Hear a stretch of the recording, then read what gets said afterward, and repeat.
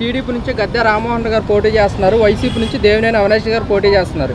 ఎవరిని గెలిపించుకుంటారు? మేము అభిలాష్ని గెలిపించుకుంటాం సార్. ఎందుకని? ఆయన మాకు అన్ని సహకారాలు చేశారు, రోడ్లు వేయడంలో కానీ ఏమన్నా కానీ అన్నీ చేశారు, పెన్షన్లో కానీ మరి అన్ని పథకాలు కూడా ఆయన మాకు ఇదిగానే చేశారు. గద్దె రామ్మోహన్ గారు 2-3 సార్లు గెలిచారు కదా, ఎలా మీతో ఉన్నారు ఆయన? ఆయన ఉండడం ఏముందంటే ఇప్పుడు అభిలాష్ వచ్చినట్టు ఆయన ఇంటింటికి ఎప్పుడు రాలేదు సార్.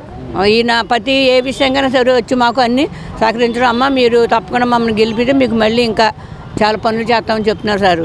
అది మా లేదన్నా ఉంది అంటే అవినాష్ గారు మీతో ఎలా స్పందిస్తారు? నాకండి ఇల్లు పట్టా ఇచ్చారు, ఇంతవరకు స్థలం చూపించలేదు సార్. మరి దాని మీద నెంబర్ లేదు, మరి అన్ని చోట్ల ఇల్లులు కట్టించి ఇచ్చారు, ఇక్కడ ఏది చేయలేదు సార్. అది కూడా నేను మొన్న వచ్చినప్పుడు అభిలాష్ గారిని అడిగాను, లేదమ్మా మీకు తప్పకుండా మేము ఇల్లు ఇప్పిస్తాము, మీరేం డౌట్ పడొద్దు, అది కొద్దిగా కోర్టులో ఉన్న గురించి అది లేట్ అయిందని చెప్పారు సార్. అభిలాష్తో కూడా మేము మాట్లాడాం.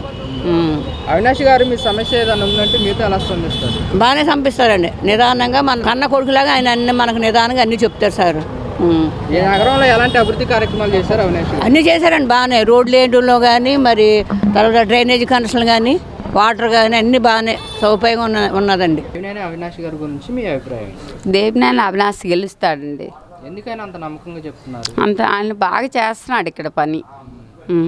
ప్రతి ఒక్కరికి ఏదైనా అందుబాటులో ఉంటున్నాడు, ప్రతి ఒక్కటి సామరస్యంగా రోడ్లు కానీ ఇవన్నీ సరే అటు సైడ్ నుంచి మొత్తం చేస్తున్నాడండి. అందువల్ల వస్తాడని అనుకుంటున్నాం మేము. మీ సమస్య ఏదన్నా ఉందండి దేవినేని అవినాష్ గారి దగ్గరికి వెళ్తే మీతో ఎలా స్పందిస్తారు? మాకు బాగా స్పందిస్తాడండి, వచ్చినమ్మటే రియాక్షన్ ఉంటుంది ఆయనలో. అది మేమే వెళ్ళాల్సిన వాళ్ళే, మాకు తెలిసిన వాళ్ళ ద్వారా చెప్పినా వస్తాడు, లేకపోతే మా కార్పొరేటర్ చెప్పినా వస్తారు, ఎవరితో చెప్పినా వస్తాడు. ఆయన వ్యక్తిగతంగా ఎలాంటి వారు? వ్యక్తిగతంగా మంచివాడు సార్. అవినాష్ గారి గురించి మీ అభిప్రాయాలు చెప్పాలంటే ఒక మాట మీరు ఏం చెప్తారు? మంచివాడు అని చెప్తా.